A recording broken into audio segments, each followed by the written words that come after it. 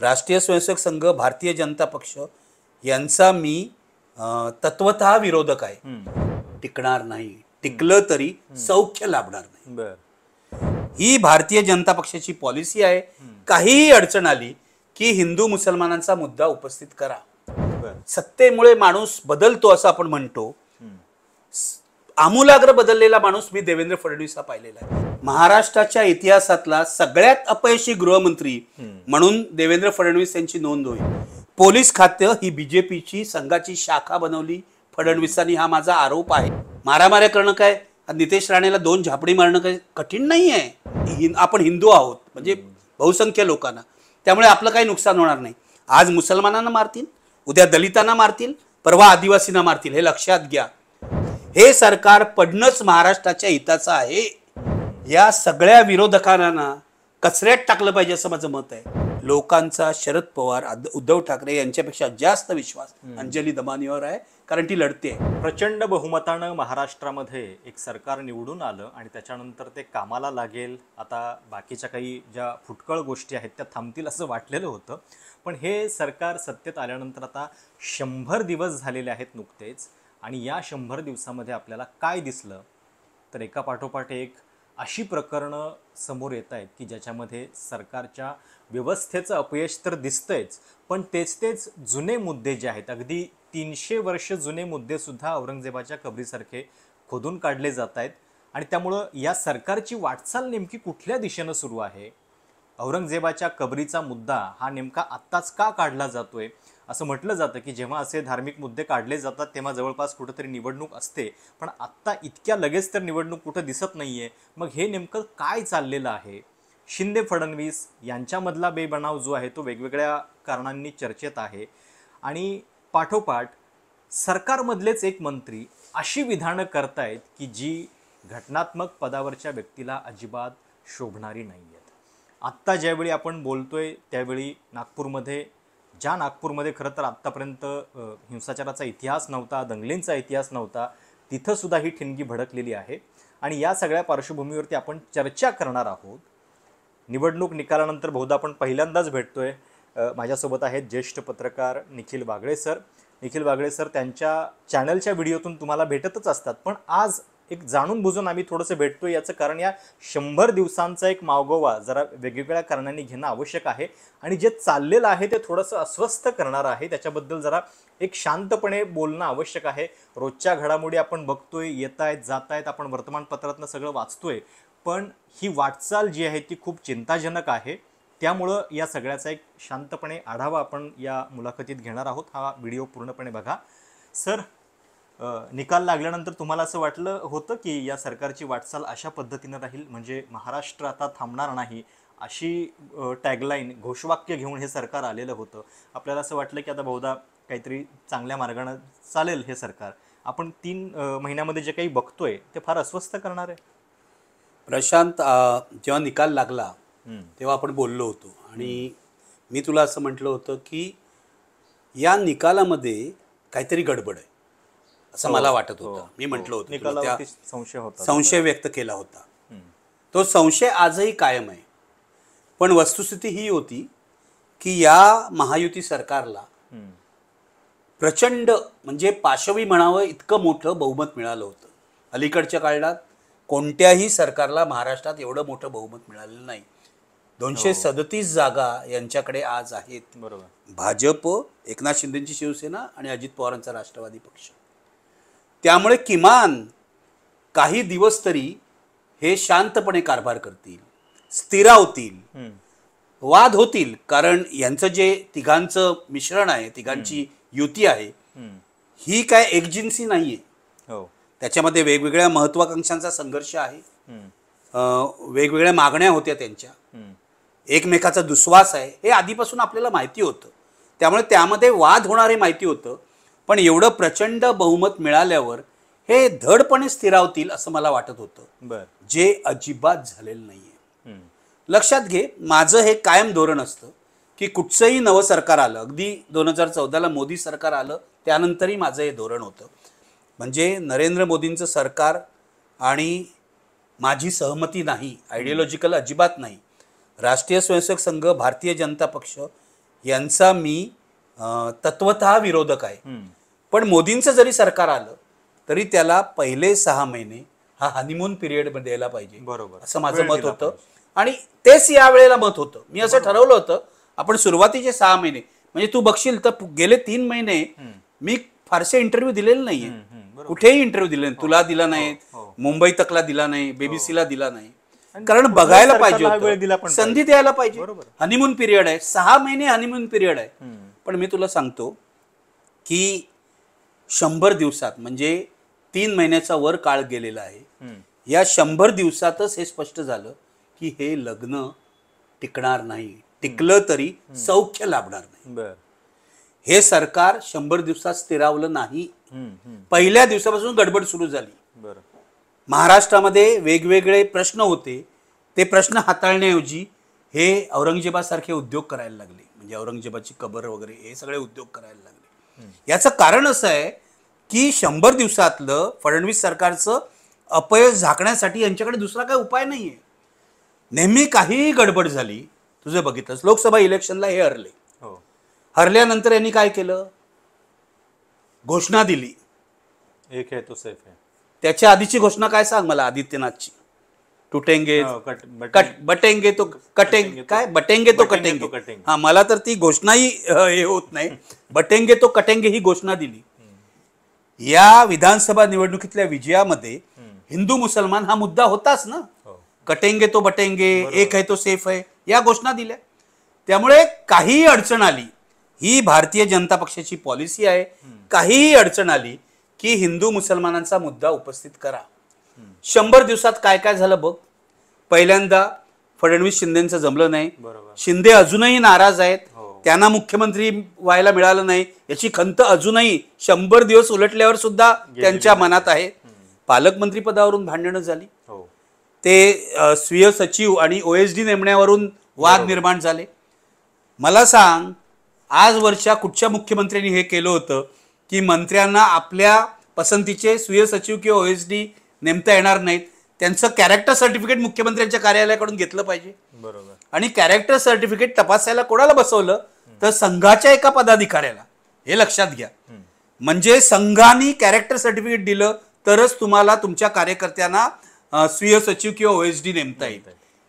हे नव्या सरकारमध्ये झालं ताबडतोबीने. म्हणजे फडणवीस आल्यानंतर शिंदेनी जे काय 2.5 वर्षात केलं त्याचा ठसा पुसून टाकणं आणि आपला अधिकार इस्टॅब्लिश करणं हे त्यांनी करायला पहिल्या क्षणाला सुरुवात केली.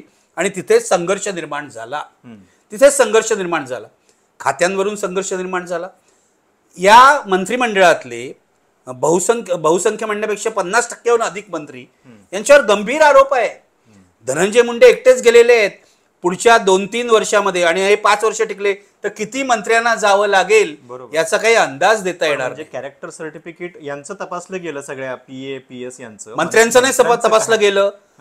फडणवीसना जर तपासायचं होतं कॅरेक्टर सर्टिफिकेट आणि RSS ला कॅरेक्टरची एवढी जर चिंता होती तर फडणवीसांपासून सगळ्यांचं तपासायचं ना, का नाही तपासलं ते? मुख्यमंत्री केलं फडणवीसांना.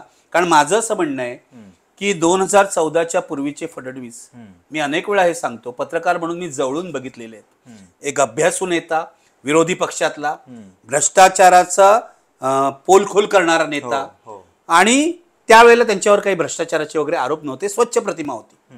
14 ते 19 मध्ये फडणवीस बदलले. ते त्यांचं मॉडेल काय होतं, त्यांना नेमलं कोणी तर नरेंद्र मोदींनी. ते काय लोकप्रिय नेते नाहीत महाराष्ट्रातले, जनतेचा सपोर्ट असलेले नेते नाहीत. भाजपकडे असा नेता कोणीही नाही. मोदींना पसंत आहेत म्हणून ते नेते झाले. त्यामुळे त्यांनी मोदींचंच मॉडेल वापरलं. एकाही मंत्र्याला स्वातंत्र्य नव्हतं 2014 ते 19च्या मंत्रिमंडळात. सगळे निर्णय हे देवेंद्र फडणवीसच घेत होते. त्यानंतर फडणवीस कमालीचे बदलले. सत्तेमुळे माणूस बदलतो असं आपण म्हणतो, आमूलाग्र बदललेला माणूस मी देवेंद्र फडणवीस हा पाहिलेला आहे. आणि 2019ला त्यांची महत्वाकांक्षा पूर्ण झाली नाही, कारण उद्धव ठाकरेंनी त्यांना दगा दिला असं त्यांचं म्हणणं आहे. त्यानंतर ते खलनायकच झाले असं माझं म्हणणं आहे. आणि आज आपण जो मुख्यमंत्री देवेंद्र फडणवीस बघतोय हा खलनायक आहे.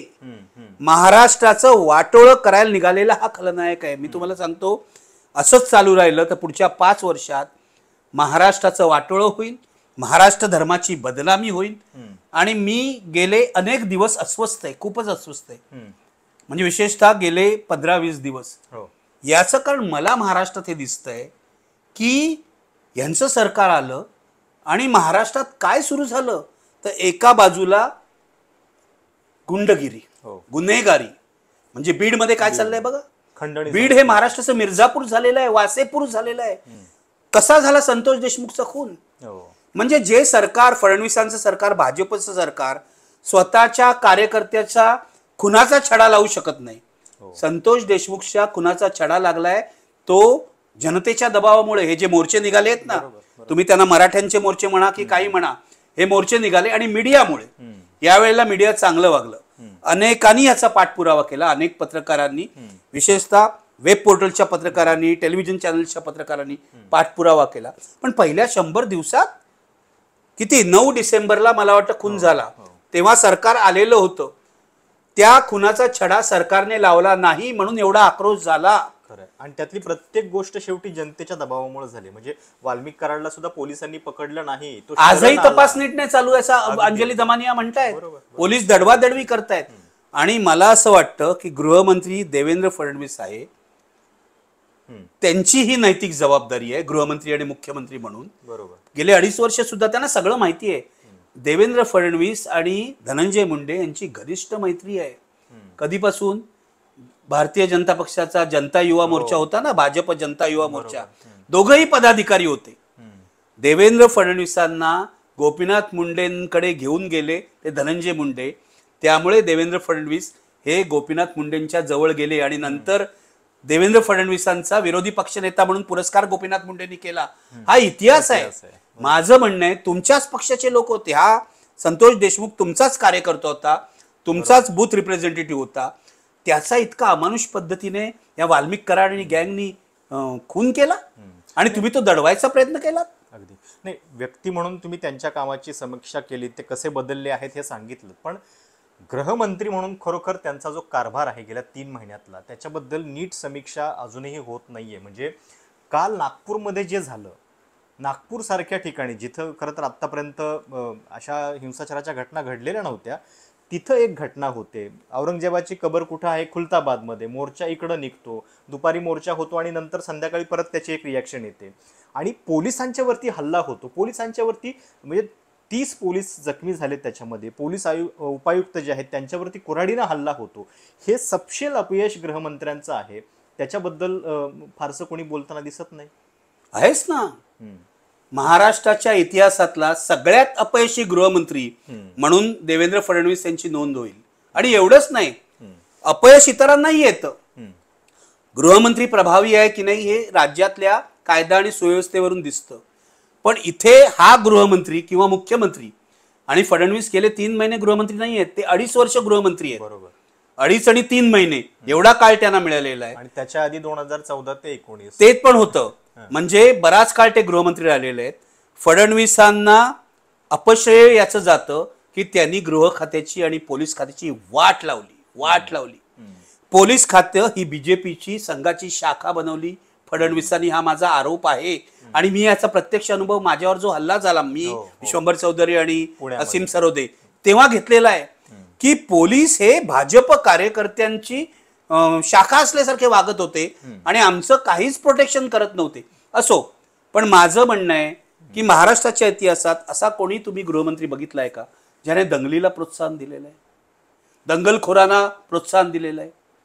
फडणवीसांची नोंद होईल की महाराष्ट्राच्या इतिहासामध्ये दंगल आणि दंगलखोरांना प्रोत्साहन देणारा मुख्यमंत्री म्हणून. नितेश राणे मंत्रिमंडळातले सहकारी इतकी, माझं तेच म्हणणं आहे. दंगलखोर म्हणजे तोच आहे ना, नितेश राणे. आणि तो येतो राजा सिंगच ना, तेलंगणात जो आमदार येतो. माझं असं म्हणणं आहे, उघडपणे नागपूरच्या दंगलीचा पहिला गुन्हेगार हा महाराष्ट्राचा गृहमंत्री असलेले देवेंद्र फडणवीस आहेत. याचं कारण हा जो कबरीचा मुद्दा आहे, औरंगजेबाच्या कबरीचा, त्याच्याकडे येऊया. औरंगजेबाच्या कबरीचा मुद्दा कधी निघाला? छावा सिनेमा नंतर. छावा सिनेमा पॉप्युलर झाला, बरोबर आहे. तो काय बरा सिनेमा आहे असं माझं मत नाहीये. तो हिस्टेरिया निर्माण करणारा सिनेमा आहे. त्याचं श्रेय एवढंच आहे, मला इंद्रजित सावंत इतिहासकार जे म्हणतात ते पटतं की पहिल्यांदा छावा सिनेमामध्ये संभाजी महाराजांचं, छत्रपती संभाजी महाराजांचं कर्तृत्व दाखवलं. बरोबर. ते त्यांनी हिस्टेरिया पद्धतीने दाखवलंय वगैरे, ठीक आहे, पण कर्तृत्व दाखवलंय. आजपर्यंत काय झालं? संभाजी महाराजांना बदफैली ठरवण्यात आलं, सावरकरांनी ठरवलं, गोळवळकरांनी ठरवलं. संभाजी महाराजांची सगळ्या उच्चवर्णीय इतिहासकारांनी बदनामी केली. छावानी संभाजी महाराजांचं कर्तृत्व एस्टॅब्लिश केलं. सिनेमा म्हणून तो काय फार उच्च दर्जाचा आहे असं माझं मत नाहीये, पण तरी सुद्धा संभाजी महाराजांचं कर्तृत्व त्यांनी एस्टॅब्लिश केलं. आज फडणवीस छावाला दोष देत आहेत नागपूरच्या दंगलीबाबत, की छावानी निर्माण केलं. हिस्टेरिया तुम्ही निर्माण केला छावाच्या निमित्ताने. बरोबर. कोणता गृहमंत्री किंवा मुख्यमंत्री असं म्हणतो की औरंगजेबाची कबर पाडून टाका वगैरे? यांनी विधानं केली आहेत ना. केवळ विश्व हिंदू परिषद बजरंग दलाने विधानं नाही केली. फडणवीसांनी गृहमंत्री पदाच्या खुर्चीत बसून, मुख्यमंत्री पदाच्या खुर्चीत बसून विधानं केली ना की ही कबर पाडायला हवी. मग त्यांच्या लक्षात आलं आपण पाडू शकत नाही, कारण ही आर्किओलॉजिकल सर्व्हे ऑफ इंडियाच्या अंडर आहे, केंद्र सरकारच्या अंडर आहे. पाडायची असेल तर मोदी निर्णय घेऊ शकतात पंतप्रधान म्हणून. मोदीला सांगा पाडायला. मोदी पाडणार नाहीत, कारण त्यांना माहिती आहे आंतरराष्ट्रीय स्तरावर बदनामी होईल आपली. आणि सर म्हणजे पाडली तर मुद्दा पण संपून जाईल, त्यामुळे त्यांना नाही. माझा तर असा आरोप आहे की औरंगजेबाची कबर काय खुलताबादला याचा विसर पडला या सगळ्या हिंदुत्ववाद्यांना. औरंगजेबाची कबर अशासाठी आहे खुलताबादला की औरंगजेबाची इच्छा होती की आपला मृत्यू दिल्लीत व्हावा. बरोबर. पण तो मराठ्यांनी त्याला इतकं हैराण केलं. शिवाजी महाराज, संभाजी महाराज, नंतर अर्थातच तारा राणी. तारा राणींचं कर्तृत्व मोठं आहे, त्यांच्याकडे दुर्लक्ष झालंय महाराष्ट्राच्या इतिहासामध्ये. मराठे शाहीचा हा इतिहास आहे की औरंगजेबाला हैराण केलं, त्याला दिल्लीला परत जाऊ दिलं नाही. 27 वर्ष तो इथे होता आणि मेला तो इथे महाराष्ट्रामध्ये. म्हणून तिथे खुलताबादला त्याची कबर बांधलेली आहे. तो एका गावामध्ये मेला, कबर बांधलेली आहे. ही जी निशाणी आहे ना, हे जे प्रतीक आहे, हे मराठेशाहीच्या कर्तृत्वाचं प्रतीक आहे. बरोबर. या हिंदुत्ववाद्यांना मराठेशाहीबद्दल काही प्रेम नाही, शिवाजी महाराजांबद्दल प्रेम नाही. संभाजी महाराजांना त्यांनी बदफैली ठरवलंय. तारा राणी कोण हे यांना माहित नाही. त्यामुळे मराठेशाहीबद्दल या ब्राह्मणशाहीला प्रेम नसल्यामुळे ते आता औरंगजेबाच्या कबरी विरुद्ध आहेत आणि त्यांना ती पाडायची आहे. मी तुला सांगतो, येत्या काही दिवसात इथे जर दुसरी बाबरी मशीद घडली तर मला आश्चर्य वाटणार नाही. त्या दिशेने वाटचाल सुरू झालेली आहे 100%. आणि डेडलाईन दिली जाते की या तारखेपर्यंत काढा, नाही तर आम्ही हे करू म्हणून. नितेश राणे त्याच्याबद्दल थेटपणे बोलतायत. आणि पण त्याच्यात गंमत मला खरं तुम्हाला हे विचारायचं आहे की जे नितेश राणे काही वर्षांपूर्वी याच संघाच्या विचारसरणीवरती बेधडकपणे टीका करत होते, ते नितेश राणे आज यांचे पोस्टर बॉय बनलेले आहेत हिंदुत्वाचे. तर समजा जरी अजेंडा चालवायचा असेल तर मग आपल्याच विचारसरणीमध्ये तयार झालेले नेते का सापडत नाहीत? काय कारण असं? तू जो प्रश्न विचारतो त्याचंच उत्तर आहे. या हिंदुत्ववाद्यांना, बजरंग दल, विहिप, भाजप यांना नितेश राणे सारख्या गुन्हेगारी प्रवृत्तीच्या, गुंड प्रवृत्तीच्या माणसाला आपला नेता बनवावं लागावं, यातच याचं उत्तर आहे ना. यांच्याकडे नेता नाही म्हणून नितेश राणे सारख्या विकृत माणसाला यांनी नेता बनवलेला आहे. काल नागपूरच्या दंगलीनंतर सुद्धा नितेश राणे धमक्या देत होते की आम्ही हे पाडणार, आम्ही तारीख तुम्हाला सांगू वगैरे. अरे आहेस कोण तू? मी तुला सांगतो खरंच, मी जर शांततावादी नसतो ना, अहिंसावादी नसतो ना, तर असल्या लोकांचा आवाजच बंद करून टाकला असता. पण तो मी नाही, तो माझा संस्कार नाही, म्हणून यांच्याशी आपण फार सौजन्याने वागतोय. नाहीतर यांची जागा तुरुंगातच आहे. यांना तुकाराम महाराज म्हणतात ना की नाठाळाचे माठी देवकाठी, तसंच आहे. यांना तीच भाषा कळते. पण या नितेश राणेला प्रोत्साहन कोणी दिलं? नितेश राणेला प्रोत्साहन गेली आत्ता नाही 3 महिने, गेली 2 वर्ष फडणवीस देत आहेत. त्यांनी ते सखल हिंदू मोर्चा काय काढले, सखल हिंदू समाज 50 सभा त्यांनी ऍड्रेस केलेल्या आहेत. त्या प्रत्येक सभेमध्ये मी भाषणं ऐकलेली आहेत आणि आर्टिकल 14 नावाचं वेब पोर्टल आहे, त्यांनी सगळी यादी दिलेली आहे. कशी भयंकर भाषणं आहेत, चिथावणीखोर भाषणं आहेत, मुसलमानांना शिवीगाळ करणारी माणसं भाषणं आहेत, पाकिस्तानचे एजंट म्हणणारी भाषणं आहेत. हा आणि तो टी राजा सिंग दोघं मिळून हे करतायत. आणि बीजेपीचा हा कार्यक्रम आहे, फडणवीसांचा हा कार्यक्रम आहे. मी जबाबदारीने बोलतोय की जिथे जिथे असे दर्ग्याचे वगैरे काही प्रश्न निर्माण झालेले, दर्ग्याची जागा अधिकृत अनधिकृत, तिथे तिथे ते नितेश राणेला पाठवतात आणि हा प्रश्न त्याला अधिक काय म्हणतात ते जोर येईल असं पाहतात, तिथे आग निर्माण होईल असं पाहतात, तिथे पेटवलं जाईल असं पाहतात. ही यांची 2 वर्ष पॉलिसी आहे. ते कटेंगे बटंगे वगैरे ते त्यानंतर आलेलं आहे. बरोबर. ही यांची, मी तुला सांगतो, ही यांची गुजरातमध्ये पॉलिसी होती. नरेंद्र मोदी मुख्यमंत्री झाल्यानंतर 2002ची दंगल झाली. त्या दंगलीनंतर त्या दंगलीचा उपयोग करून हिंदू मुसलमान तेढ निर्माण करून गुजरातमध्ये यांनी सत्ता राखलेली आहे. उत्तर प्रदेशात हेच केलेलं आहे. तिथला बुलडोझर जस्टिस सुद्धा महाराष्ट्रात आलाय. पहिल्यांदा गुजरात, नंतर उत्तर प्रदेश आणि आता महाराष्ट्र ही हिंदुत्वाची, धर्मांध हिंदुत्वाची, हिंसक हिंदुत्वाची प्रयोगशाळा बनलेली आहे. आणि हे माझ्या दृष्टीने फार धोकादायक लक्षण आहे. महाराष्ट्राचं वाटोळं व्हायला सुरुवात झालेली आहे. मी तुला सांगतो, आपल्यासारखे जे लोक आहेत, जे शांततेवर विश्वास ठेवतात, जे गांधी आंबेडकरांना मोठे मानतात, जे शिवाजी महाराज, शाहू फुले आंबेडकर यांची विचारसरणी खरोखरच मनापासून आपली आहे असं मानतात, यांच्या दृष्टीने ही जीवन मरणाची लढाई आहे. प्रशांत, मी तुला सांगतो, भयंकर होणार आहे. आपण भयंकराच्या उंबरठ्यावर उभे आहोत.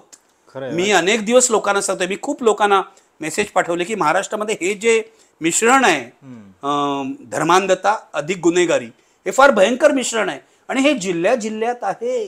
खरंय खरंय. फक्त तो वाल्मिक कराड फक्त बीडमध्ये नाहीये, सगळीकडे असे असंख्य वाल्मिक कराड महाराष्ट्रामध्ये आहे आणि त्यांना एक्सपोज करण्याची गरज आहे. मी तर असं मानतो की ही आपली आयुष्यातली शेवटची लढाई आहे. मी स्वतः असं मानतो. नाही, खरोखर तुम्ही आता जे बोलताय आणि नेमक्या त्याच घटना, म्हणजे केवळ आपण 3 घटनांचा जरी उल्लेख केला, बीड, परभणी आणि आता नागपूर, त्याच्यामध्ये काय दिसतं? हेच दिसतंय. उद्योगाच्या बाबतीत प्रत्येक ठिकाणी असे वाल्मिक कराड आहेत की जे खंडणीसाठी अशा पद्धतीनं उद्योगपतींना वेठीस धरतायत. मुळामध्ये कुठं त्या मराठवाड्यामध्ये जरा रोजगार येतोय म्हणून एखादी कंपनी येते, तर तिचं स्वागत करण्याच्या ऐवजी तिथं जाऊन खंडण्या आणि नंतर त्याच्यातनं खून पडतायत. ही खरं तर म्हणजे शर्मेची बाब आहे. आणि त्या लोकांना आपण लोकप्रतिनिधी बनवलंय, ते लोक आपला राज्यकारभार करतायत. आणि या सगळ्या पार्श्वभूमीवरती म्हणजे पुन्हा पुन्हा अशा घटना होत राहणं हे खरोखर महाराष्ट्रासारख्या राज्याला खूप मागण येणार आहे. मागं नाही, वाटोळं होणार आहे. वाटोळं, नुसतं मागं नाही, महाराष्ट्राचं वाटोळं होणार आहे या गुन्हेगारीमुळे आणि धर्मांधतेमुळे. सर, शेतकरी आत्महत्या दिवसाला 8 होत आहेत अशी ताजी आकडेवारी आहे. त्याच्यानंतर 8.5 लाख कोटींचं कर्ज आहे. त्या अमेरिकेतल्या सगळ्या उद्योगांमुळे शेअर बाजाराची अवस्था काय झाली आपण बघतोय की म्हणजे जो मध्यमवर्गीय एरवी घरात बसून या सगळ्याचं समर्थन करत असतो, त्याच्या खिशापर्यंत आता गोष्ट आलेली आहे. पण बहुधा त्यांना अजून जाणीव झालेली नाहीये. अजूनही ते गुंगीत आहे. म्हणजे हे झालं तरी चालेल, आम्ही मोदींनाच समर्थन करू असं आत्ता बोलतोय. पण तुम्ही म्हणताय तसं की हा भयंकराच्या उंबरठ्यावरती असलेला काळ आहे. हे सगळं म्हणजे लोकांना अजून कळत का नाहीये? लोकांना कळत का नाहीये हा मलाही पडलेला प्रश्न आहे. मी असाही आहे, मी तुला खरंच सांगतो. मला खूप काय करायचं आहे रोखायला, मला काहीतरी कृती करायची आहे. पण मी एकटा नागरिक म्हणून काय करू शकतो? आपण एकत्र नाही आहोत रे. आपण समविचारी लोक या महाराष्ट्रातले आहोत. मला तर वाटतं सर्वांनी एकत्र यायला पाहिजे. जे काही वैयक्तिक सत्याग्रह असेल करायला पाहिजे. आपण हिंसा करू शकत नाही. आपण अहिंसेच्या मार्गावरचे लोक आहेत. मारामाऱ्या करणं काय, नितेश राणेला 2 झापडी मारणं काही कठीण नाही आहे. हे असले काहीतरी चाळे करतात. खरं तर ते पोलिसांनी करायला हवं, पण आपण ते करत नाही. म्हणजे ह्यांना जर वाटत असेल की आमची अहिंसा ही दुबळ्याची आहे, तर दुबळ्याची नाहीये. आम्ही मनात आणलं तर तुम्हाला चांगला धडा शिकवू शकतो, हे लक्षात घ्या. पण ते आम्ही करत नाही, कारण असल्या हिंसक कृत्याने काही बदलतं यावर आमचा विश्वास नाही, हे लक्षात घ्या. मुद्दा असा आहे की आपण एकटे आहोत रे. मला खूप फोन येत आहेत महाराष्ट्रातून गेले काही दिवस. लोक असहाय्य आहेत, लोकांना करायचं आहे, पण त्यांना एकत्र आणणारा कोणी नेता नाहीये. विधानसभा निवडणुकीत काय झालं बघ ना. पण लोक या प्रभावाखाली पण गेलेत. म्हणजे लोकांना, म्हणजे जर इतकी मतं, आता त्याच्याबद्दल शंका आहेत, पण जर खरोखर असं बहुमत या सरकारला मिळालं असेल तर लोकांना ही जी काही एक हिंदुत्वाची लाईन आहे किंवा ज्या पद्धतीने आक्रमक विधानं होत आहेत त्याला लोक भुलतायत. लोकही स्वार्थी झालेत आणि लोक राजकारण्यांच्या भ्रष्टाचारात सामील आहेत. जर लाडक्या बहिणी 1500 रुपये घेऊन मतं देत असतील तर दुसरं काय म्हणायचं. आणि लाडकी बहीण योजनेसाठी तुम्ही आदिवासींचे आणि दलितांचे सामाजिक न्याय विभागाचे 7,000 कोटी पळवता, तरी सुद्धा लोकांना काही वाटत नाही. लोक निबर झालेले आहेत, लोक स्वार्थी झालेले आहेत. लोकांना असं वाटतंय की काही आपण हिंदू आहोत, म्हणजे बहुसंख्य लोकांना, त्यामुळे आपलं काही नुकसान होणार नाही. आज मुसलमानांना मारतील, उद्या दलितांना मारतील, परवा आदिवासींना मारतील, हे लक्षात घ्या. हे जे आहे, हे जे चाललेलं आहे राजकारण, हे हिंदुत्वाचं राजकारण नाहीये, हे ब्राह्मणशाहीचं राजकारण आहे, हे लक्षात ठेवायला पाहिजे. म्हणजे जेव्हा जेव्हा मी ब्राह्मणशाही म्हणतो तेव्हा ते तुम्ही ब्राह्मणांवर का बोलता? मी ब्राह्मणांवर नाही बोलत. मी ब्राह्मणी प्रवृत्ती विरुद्ध बोलतोय आणि ही प्रवृत्ती अगदी पूर्वीच्या काळापासून कायम आहे. म्हणजे मला हे सांगायचं आहे की महाराष्ट्रामध्ये तुमची सत्ता आली, आम्ही म्हणतो त्यामध्ये गडबड होती इलेक्शनमध्ये, ठीक आहे सोडून द्या, तुम्ही आलात आता तर नीट करा ना, आता तर शांतपणे करा ना. अगदी तुम्हाला कशाला दंगा पेटवायला पाहिजे. आणि आता लगेच कुठली निवडणूक तरी नाहीये, म्हणजे किमान पुढच्या काही काळ हे निवडणुकीसाठी नाहीये प्रशांत, काय त्याच्या पाठीमागचं आहे त्यांचं अपयश झाकायला आहे. जे मी म्हणतोय आता तू जे सांगितलं, शेतकऱ्यांच्या आत्महत्या, रोजगार नाही आहे महाराष्ट्रामध्ये, यांच्याकडे पैसेच नाही आहेत ना. म्हणजे लाडकी बहीण योजनेमध्ये सुरुवातीला 46,000 कोटी गेले, आता 10,000 कोटी कमी गेले, 36,000 कोटी झाले. लाडकी बहीण योजनेचं जेवढं बजेट आहे ना, त्यापेक्षा कमी बजेट हे महिला आणि बालकल्याण खात्याचं आहे, लक्षात घ्या. कृषी खात्याचं पण कमी बजेट आहे त्यापेक्षा. म्हणजे एका योजनेसाठी त्यांनी महाराष्ट्राच्या अर्थव्यवस्थेची वाट लावलेली आहे. त्यांना नीट सरकार चालवता येत नाहीये. राजकारणी भ्रष्ट झाले, अधिकारी लाचार झाले, अधिकारी भ्रष्ट झाले, जिल्ह्यात वाल्मिक कराड निर्माण झालेले आहेत आणि महाराष्ट्र आज गुन्हेगारी प्रवृत्तीच्या राजकारण्यांच्या ताब्यात आहेत. आणि या गुन्हेगारी प्रवृत्तीच्या राजकारण्यांना धडा शिकवायची ताकद देवेंद्र फडणवीसमध्ये नाहीये. कारण देवेंद्र फडणवीसना हे कळलेलं आहे की आपण नरेंद्र मोदी किंवा आदित्यनाथ बनलो तरच राज्य करू शकतो. हा प्रॉब्लेम आहे, ही विकृती आहे. आणि भाजपमध्ये हे दिसतंय की ज्या लोकांचे ते मूळ स्वभाव नाही आहेत ते तो आक्रमकपणा स्वतःमध्ये दाखवायला जातात. जसं की शिवराज सिंग चौहान यांचं पण उदाहरण होतं. मध्य प्रदेशमध्ये मुख्यमंत्री झाल्यानंतर जेव्हा ते होते तेव्हा बुलडोजर संस्कृती ते पण दाखवायला लागलेले होते. म्हणजे एक्झॅक्टली ते केल्याशिवाय बहुधा आपलं प्रमोशन होणार नाही. आपण अतिरेकी बनल्याशिवाय आपल्याला पक्षामध्ये स्थान नाही. आपण सोबर वगैरे राहिलो ना तर आपला राम नाईक होईल किंवा माधव भंडारी होईल. माधव भंडारींना मी इतके वर्ष ओळखतोय, माझ्या कार्यक्रमात अनेकदा आलेले. त्यांना नाही तिकीट दिलं. तिकीट कोणाला देतात हे पाठिंबा कोणाला आहे? प्रवीण दरेकर सारख्या माणसाला किंवा तो दुसरा जो आहे प्रसाद लाड, लबाड माणसांना तिकीट देतात. मग यांच्या पक्षाची सगळी संस्कृतीच बदललेली आहे. ती हिंसक आहेच पहिल्यापासून, कारण हे नथुरामचे समर्थक आहे. पण मला सांग, देवेंद्र फडणवीस काय म्हणाले कबरीबाबत? कबर आम्ही तोडू? कशी तोडणार तुम्ही? आधी मोदींना विचारा. मोदी तोडू शकत नाही, कबर तोडू? मग हे आता घुसून पोलीस यांच्यात सामील आहेत. मला वाटतं महाराष्ट्रातले पोलीस हे भाजपचे पोलीस आहेत, त्यामुळे कधीही कबर तोडू शकतात. औरंगजेबाची कबर तोडणं यांच्या दृष्टीने फार कठीण गोष्ट नाहीये. हा, मोदींनी जर लाल झेंडा दाखवला तरच नाही तोडणार ते, हे मी सांगतो. आणि त्याच्यातली परत अजून एक गोष्ट आहे की हे कबर तोडल्यानंतर सुद्धा शांत बसतील असं नाही, पुढे आणखी काहीतरी शोधतील ना नवीन. कबर नाही तर आणखीन काय? केवळ कबर तोडल्यानं जर हे सगळं थांबवणार असतील तर आपण म्हणू ठीक आहे ती पण तोडा. त्यांना मुसलमानांना मारायचं आहे, मुसलमानांना दुय्यम दर्जाचे नागरिक बनवायचं आहे. मी तुला खरंच सांगतो, माझ्या कायम मनात हा विचार येतो. माझे खूप मुसलमान मित्र आहेत, मुस्लिम समाजामध्ये संपर्क आहे. त्यांची भावना समजतोय का मी? ते फार असुरक्षित झालेले आहेत. मुसलमान तरुणांच्या पोटामध्ये आग आहे, यातून काहीतरी भयंकर होऊ शकतं, हे लक्षात घ्या. माणसं खूप काळ शांत बसत नाहीत तुम्ही त्यांना दाबायचा प्रयत्न केलात तर. मी जर मुस्लिम असतो तर माझं काय झालं असतं आज?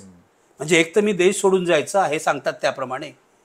हे सगळा हा जो मुसलमान समाज आहे आपल्याकडचा जो आहे, जो काय आपण 17-18% म्हणतो, हा पाकिस्तानमध्ये जाण्याचं नाकारलेला समाज आहे. त्यांनी भारताला आपला देश मानलेला आहे, हे त्यांना हिणवतायत. तू त्या नितेश राणेची भाषणं ऐक, भयंकर भाषणं आहेत. अशी भाषणं सार्वजनिक मंचावरून होऊ शकत नाही. त्याच्यावर 20 FIR झाली. या FIRचा पाठपुरावा पोलिसांनी केला नाही. का केला नाही? जेव्हा एकनाथ शिंदे मुख्यमंत्री होते, कारण एकनाथ शिंदेच्या सरकारने परवानगी दिली नाही. का परवानगी दिली नाही? कारण ह्यांचा त्यांना पाठिंबा होता. नितेश राणेंनी असं बोलावं, वातावरण कलुषित करावं. आज फडणवीस तेच करतायत. मंत्री झाल्यावर सुद्धा नितेश राणेंनी काय काय केलं बघ. ती अहिल्यानगरची जत्रा जी आहे कानिफनाथाची, कानिफनाथाची जत्रा, तिथे मुसलमानांना बंदी केली. हायकोर्टाने ते झिडकारून टाकलं. त्यानंतर हे काय नवीन काढलं, मल्हार काहीतरी मटण. अरे काय चाललंय काय त्याच्यामध्ये? तो त्या मल्हार देव जो आहे त्याचाही अपमान आहे. जेजुरीचे ट्रस्टी काही म्हणाले तसं. मग काय काय करतोय हा? कोकणामध्ये शांतता होती, कोकणामध्ये किती प्रसंग घडले. एक कणकवलीला घडला, राजापूरला होळीला घडला, मालवणला झाला. आणि मला असं वाटतं कणकवली की मालवणला मला आठवत नाही, पण एका ठिकाणी भंगारवाल्याच्या मुलाने मॅच नंतर, क्रिकेट मॅच नंतर पाकिस्तान जिंदाबाद अशी घोषणा दिली असा यांनी आरोप केला नितेश राणेंनी पोलिसात जाऊन. पोलीस काय म्हणतात, आमच्याकडे कोणताही पुरावा नाही. यांनी काय केलं, म्युन्सिपाल्टीला सांगून त्या बंगारवाल्याचं दुकान डिमॉलिश केलं. म्हणजे बुलडोझर पण तुम्ही आणला आदित्यनाथचा उत्तर प्रदेशातून महाराष्ट्रामध्ये. महाराष्ट्राचा उत्तर प्रदेश होत आहे, महाराष्ट्राचा गुजरात होते, याविषयी मला काही शंकाच नाही. आणि यामध्ये मुख्यमंत्री देवेंद्र फडणवीस सामील आहेत. याचं कारण त्यांना सरकार चालवता येत नाहीये. शेतकरी आत्महत्या करते दिवसाला 8, तू म्हणालास. काय केलं शेतकऱ्यांसाठी? कर्जमाफी करू म्हणाले होते, तीही दिली नाही. प्रत्येक वर्ग महाराष्ट्रातला आज नाराज आहे.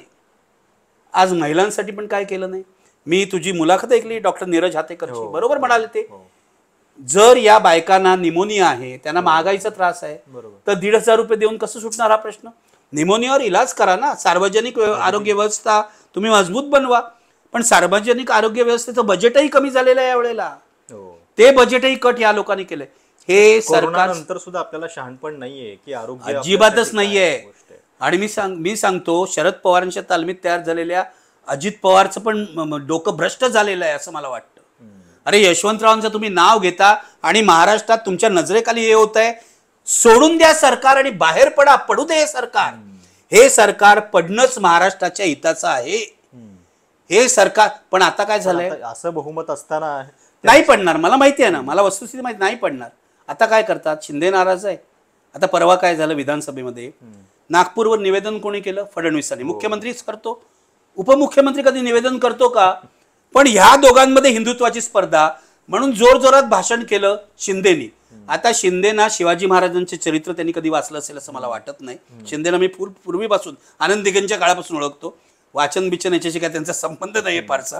शिवाजी महाराज त्यांना माहित नाहीत, संभाजी महाराज काय माहित नाहीत. त्यांनी काय इतिहास वाचला असेल? औरंगजेब औरंगजेब औरंगजेब जोरजोरात ते आणि त्यांचे सगळे गणंग फार बेकार आहे. आणि मी तुला सांगतो, महाराष्ट्राला मी आज सांगतो, इथे शिंदे या नावावरून ठाण्यामध्ये शिंदेच्या मतदारसंघामध्ये असंख्य तक्रारी येतात त्यांच्या गुंडगिरीच्या आणि त्यांच्या कार्यकर्त्यांच्या. काल मला एका पत्रकाराचा फोन आला होता, त्याला ते त्रास देत आहेत. म्हणजे एक वाल्मिक कराड आता शिंदेच्या मतदारसंघात सुद्धा तयार होतोय. हे लक्षात घ्या मी काय बोलतोय. आणि त्यांच्यामध्ये दोघांमध्ये काय स्पर्धा? हिंदुत्वाची स्पर्धा. कारण ते सोडलं तर ते टिकूच शकत नाही. ही पण किती गमतीची गोष्ट आहे की एखादं सरकार बदलल्यानंतर आधीच्या सरकारचे निर्णय बदलतात. समजा ही आपल्याकडे एक नवीन रीत तयार झालेली आहे, पण आता जे निर्णय बदललेले आहेत ते तर म्हणजे तुम्हीच त्या सरकारमध्ये होता ना. म्हणजे मुख्यमंत्री ते होते, उपमुख्यमंत्री तुम्ही होता, तुमचं सरकार होतं, तुमच्या सरकारचे. आणि एक निर्णय नाहीये, 10-12 निर्णय जवळपास बदलले. तर हे काय चाललंय? म्हणजे नेमकं काय चाललंय म्हणजे फडणवीस दाखवून देत आहेत की आय एम द बॉस. शिंदेचे सर्व निर्णय बदलत आहेत. शिंदेना ते सांगतात की 2.5 वर्ष आम्ही तुम्हाला धुमाकूळ घालायला दिलं, पैसे खायला दिले. एसटी घोटाळा झालाय तानाजी सावंतांच्या काळामध्ये, एवढा मोठा घोटाळा झालेला आहे. ॲम्ब्युलन्स घोटाळा, एसटी घोटाळा नाही, एसटी मध्ये पण घोटाळा वेगळा झाला. तू म्हणतोस तो तानाजी सावंतांचा बरोबर आहे, आरोग्यमंत्री होते. ॲम्ब्युलन्स घोटाळा झालेला आहे, अनेक घोटाळे झालेले आहे. शिंदेनी 2.5 वर्षात, मी गंभीरपणे बोलतोय, माझ्यावर खटला टाकावा, पैसे खाण्याशिवाय काहीच केलेलं नाही. पैसे आले कुठून? एक तर शिवसेना फोडल्यातून आलेले आहेत आणि नंतर या सगळ्या शिंदेच्या भोवती शिंदेचे जे मंत्री आहेत ना, त्यापैकी 80% मंत्री गुंड आहेत. मी सांगतो, एक प्रकाश आंबेडकर सारखा एखादा सोडला. प्रकाश आंबेडकर हा पूर्वी शेका पक्षात होता, थोडेसे त्याच्यावरचे संस्कार शिल्लक आहे. बाकी सगळे गुंड, एक नंबरचे गुंड, मवाली. आणि काय हिंदू धर्माची सुद्धा बदनामी करतात ना. काहीतरी इथे लावतात आणि करतात. अरे ह्यांना कसला हिंदू धर्म माहिती आहे? वाचलाय काय हिंदू धर्म? हिंदू धर्माची सुद्धा, मी तुला सांगतो, मी हिंदू घरात जन्मलो, तू पण हिंदू घरात जन्मला. मी जरी स्वतःला हिंदू मानत नसलो, कारण हिंदुत्वापेक्षा माणूस असणं बरोबर आणि बाबासाहेब आंबेडकरांचा संस्कार आहे आमच्यावर. माझं म्हणणं आहे, माझा बाप हिंदू होता ना, तो रोज घरामध्ये माझ्या 25 तसबिरी होत्या देवांच्या, छोटे छोटे असे पितळेचे देव होते, त्यांची पूजा ते माझे वडील करायचे. पण त्यांनी मला कधी हे हिंदुत्व म्हणजे हिंसकपणा, हिंदुत्व म्हणजे मुसलमानांना मारणं असं शिकवलं नाही. तुझ्याही वडिलांनी शिकवलं नसेल. सगळ्याच प्रेक्षकांसाठी ते पण म्हणजे त्यांच्या घरातलीच गोष्ट असेल की प्रत्येक हिंदू घरामध्ये हा संस्कार कधी झालेला नाहीये. हिंसक हिंदुत्व म्हणजे हिंदू धर्म नव्हे. अरुण शौरी हेच सांगतोय की हिंदू धर्म आणि हिंदुत्व यातला फरक जाणायला शिका. हिंदुत्व तुम्हाला हिंसक बनवतं. सर एवढी भयानक कामगिरी या सरकारची चालू असताना मग विरोधक नेमकं काय करतात? विरोधकांचं काय चाललेलं आहे? त्यांच्यामध्ये एक वाक्यता आहे का? त्यांना खरोखर ही लढाई लढायची आहे का, की त्यांना आता फक्त घाबरून आपापली जी काही संस्थानं आहेत ती टिकवायची आहे? काय चाललेलं आहे नेमकं? विरोधकांच्या बद्दल काय सांगाल? मला एक खूप वाईट शब्द तोंडात येतोय, पण ते मला बोलायचं नाहीये. याचं कारण तो माझा संस्कार नाही. खरं कधी कधी ना घाणेरड्या शिव्याच यांना द्याव्याशा वाटतं. पण हे डरपोक, नालायक आणि महाराष्ट्राशी कोणतेही देणं घेणं नसलेले आहेत. नागपूरच्या दंगलीवर काल उद्धव ठाकरे मुंबईत बसून बोलले. का नाही गेलात तुम्ही तिकडे? शरद पवार तर अजून बोललेच नाही. ते तर मोदींची स्तुती करतायत. या सगळ्या विरोधकांना कचऱ्यात टाकलं पाहिजे असं माझं मत आहे. आम्ही विरोधक बघितलेले आहे, आम्ही विरोधी पक्षनेते बघितलेले आहेत आणि असे विरोधी पक्षनेते बघितलेले आहेत प्रधान मास्तरांसारखे, की जे त्या अँटी चेंबरमध्येही कधी जायचे नाही, केबिनमध्येही जायचे नाही सत्ताधाऱ्यांच्या. कृष्णराव धुळू, त्यांच्याकडे सुद्धा संख्याबळ नव्हतंच ना. आता तुम्ही कारण द्याल की आमचे आमदार कमी आहेत वगैरे वगैरे. अरे फार दूर जायची पण गरज नाही. ही फार मोठी माणसं होती. एन.डी. पाटील, मृणाल गोरे, कृष्णराव धुळू, खूप केशवराव धोंडगे, खूप मोठी माणसं होती. इतकं लांब जायची पण गरज नाही. 1985 साली शिवसेनेचा एक आमदार होता छगन भुजबळ. त्याने सुद्धा अक्षरशः विधानसभा डोक्यावर घेतली होती स्वतःच्या ऍक्शननी. हे सगळे डरपोक आहेत. या विरोधकांपैकी बहुसंख्य भ्रष्ट आहेत. त्यांचे हात आहेत ना चिखलात माखलेले आहेत, म्हणून ते सत्ताधाऱ्यांना घाबरतात किंवा संधी शोधत बसलेत. आता इकडे नाही, त्यांचं असं म्हणणं आहे आता ह्यांना अन्याय करू देत, अत्याचार करू देत, हे बदनाम होतील, मग आम्ही येऊ. ही काँग्रेसची नेहमीची स्ट्रॅटेजी आहे ना. तुम्ही कधीच येणार नाही. मी तुला सांगतो, मी जेव्हा निर्भय बनो च्या सभा घेतल्या तेव्हा स्पष्टपणे सांगत होतो की हे काय फार थोर आहे तशातला प्रकार नाही. बरोबर. महाविकास आघाडीवाले पण चोर आणि दरोडेखोर यामध्ये आपल्याला निवड करायची आहे, तेव्हा चोराची निवड करा, एवढीच माझी अपेक्षा होती. पण हे चोरापेक्षा घाणेरडे झालेले आहेत. कारण शेवटी हे स्ट्रक्चर जे आहे लोकशाहीचं, व्यवस्थेचं, ते आधी टिकणं जास्त महत्वाचं आहे. ते टिकलं तर आपण त्याच्यातल्या मुद्द्यांची, त्याच्यातल्या चुकांची चर्चा. त्यामुळे नाईलाज आहे आपला. हे माझं असं म्हणणं आहे विरोधकांना, तुम्ही पराभवाच्या गर्तेत अडकलात, मला मान्य आहे, निराशा झाली, लोकांनी तुम्हाला मतं नाही दिली. पण हे तर तुम्ही आत्मपरीक्षण करा की लोकांनी आपल्याला मतं का नाही दिली. बरोबर. लोकांना तुमच्याविषयी विश्वास वाटला नाही. लोकांना उद्धव ठाकरेंविषयी विश्वास वाटला नाही. बरोबर. लोकसभेला तुम्हाला प्रतिसाद देतात लोक आणि विधानसभेला देत नाही. कारण मधल्या 6 महिन्यात तुम्ही जे करायला पाहिजे होतं ते केलं नाही. आणि निवडणुकीच्या आधी विधानसभेच्या हे आपण बोलत होतो, म्हणजे लक्षात असेल. हो, आपण मी मुंबई तकला दिलेला मुलाखतीत पण बोललोय, तुझ्याकडे पण बोललोय, बीबीसीवर पण बोललोय की हे लोक नालायकपणे वागले, नादानीने वागले. बरोबर. भाजपची सत्ता येऊ नये असं माझं मत होतं. कारण सत्ता आल्यावर ते हेच करतील, हा हिंदू पाकिस्तान बनवतील, हे मला माहिती होतं. चुकीचं सरकार निवडण्याची जी किंमत आहे ना ती आता आपण मोजतो. महाराष्ट्राचं वाटोळच होणार, मी तुला सांगतो, या सरकारच्या अंडर. नाही, बीड सारख्या घटनेमध्ये पण तेच दिसलं की विरोधी पक्ष आहे कुठे. म्हणजे ते सुरेश धस बोलतायत, ते पण त्यांचे राजकीय हेतू काहीतरी वेगळे होते म्हणून बोलत होते, हे आता नंतर सगळं कळतंय. म्हणजे विरोधी पक्षाचं हे गायब असणं हे सुद्धा या सगळ्या दृष्टीने चिंताजनक आहेच. आता जाता जाता फक्त एक प्रश्न हा विचारायचा आहे मला की एक महाराष्ट्र सरकारचं एक विधेयक येत आहे, जनसुरक्षा विधेयक असं त्याला नाव गोंडच दिलेलं आहे, पण त्या माध्यमातून धोके बरेच आहेत. तर या सगळ्याची चिंता करण्यासाठी आता मग आपल्याकडे प्लॅटफॉर्म नेमका काय उरतो आणि ही सगळी गोष्ट थांबणार कशी? नाही, जे इंदिरा गांधींनी आणीबाणी लादली तेव्हा आपण केलं तेच करायचं. सत्याग्रह करायचं, विरोध करायचा, जेलमध्ये जायचं, फार तर काय तुरुंगात टाकतील. हे जनसुरक्षा विधेयक जे आहे, हे विधेयक जर आलं तर महाराष्ट्रात अधिकृतपणे हुकुमशाही येणार आहे. ते कुणालाही तुरुंगात टाकू शकतात. तुला मला तर टाकतील, पत्रकारांना, सर्वसामान्य माणसावरही वाटेल ते आरोप लावून ते तुरुंगात टाकतील. आणि माझा मुद्दा असा आहे, तुमच्याकडे UAPA आहे ना, एवढा कठोर कायदा, मग तुम्हाला या विधेयकाची गरज काय? या विधेयकाची गरज अशासाठी आहे की देवेंद्र फडणवीस, एकनाथ शिंदे आणि अजित पवारांना, आपल्या सर्व टीकाकारांना खतम करून तुरुंगात टाकायचं आहे. हे विधेयक आलं तर सत्याग्रह आपण करायला पाहिजे सर्वसामान्य माणसांनी. मी तुला सांगतो, यामध्ये फरक फक्त नागरिकांचं इंटरव्हेन्शन पाडू शकतो, नागरिकांचा हस्तक्षेप पाहिजे. आता राजकारण्यांवर विश्वास नाही लोकांचा. अंजली दमानियाला हजारो व्हिडिओ कसे लोक पाठवतात, कारण तिच्याविषयी विश्वास निर्माण झालेला आहे. कोणीतरी आपला आवाज ऐकतो. कोणीतरी. आणि अंजली दमानियाच्या तिच्या बरोबर मतभेद असतील, पण तिच्या प्रामाणिकपणाविषयी शंका घ्यायला जागा नाही. ती त्वेषाने करते, जिद्दीने करते, ती अप्रामाणिक नाही आहे, ती सत्ताधाऱ्यांना अंगावर घेऊ शकते. एक माणूस जे पूर्वी अण्णा हजारे विषयी झालं होतं तेच होतंय. आणि मला असं वाटतं लोकांचा शरद पवार, उद्धव ठाकरे यांच्यापेक्षा जास्त विश्वास अंजली दमानियावर आहे, कारण ती लढते. उद्धव ठाकरे गेले का मस्ता जोगला? नाही गेले. बरोबर. शिवसेनेचे नेते आहेत का या आंदोलनामध्ये? संतोष देशमुखच्या असे काठाकाठानी आहेत. उद्धव ठाकरेंना मी एक गोष्ट विधेयकाबद्दल पण जितकी जागृती कोणी बोलतच नाहीये. कोणी बोलत नाही. मी सांगतो, विजय कुंभार आपले आरटीआयचे कार्यकर्ते पुण्याचे, ते बोलतायत. एक आरटीआयचा ग्रुप आहे फेसबुकवर, तो सतत बोलतोय. पण फक्त फेसबुकवर टाकून होणार नाही ना. बरोबर. पूर्वी सुद्धा हे विधेयक आणायचा प्रयत्न झाला होता निवडणुकीआधी, गेल्या सरकारमध्ये, शिंदेच्या सरकारमध्ये, पण ते आणू दिलं नव्हतं, त्याच्यावर चर्चा झाली नव्हती, ते रोखलं होतं. ते आता आणत्या, त्यांचं पाशवी बहुमत आहे म्हणून माझं असं म्हणणं आहे, कोणत्याही पक्षाला इतकं जास्त बहुमत देणं गैरच आहे. आणि मी मगाशी म्हटल्याप्रमाणे हिंसा नाही करू शकत, हिंसा नाही करणं. पण मला असं वाटतं की आपल्यासारख्या लोकांना, तुझ्यासारख्या लोकांना बंद करतील ते. आजच व्हिडिओवर करतात, ते व्हिडिओवर गडबड. बघितलंस का तू? आपल्या व्हिडिओ विरुद्ध तक्रारी करतात, व्हिडिओ पुढे जाऊ नये असं करतात. तू मी असो, अगदी रवीश कुमारला तेवढा ते अफेक्ट करू शकत नाही. आता तो ग्रॉक आलाय हे फार बरं, तो वैताग देतोय या लोकांना, भाजपवाल्याला. पण मी तुला सांगतो, लढाई चालू राहील. नाही, आम्ही हरणार नाही. आम्ही जिंकलो नाही तरी सुद्धा लढत राहू, रक्तबंबाळ होऊ, पण इथली लोकशाही मरू देणार नाही. एवढं मला सांगायचंय. बाकी सगळं जाऊ दे.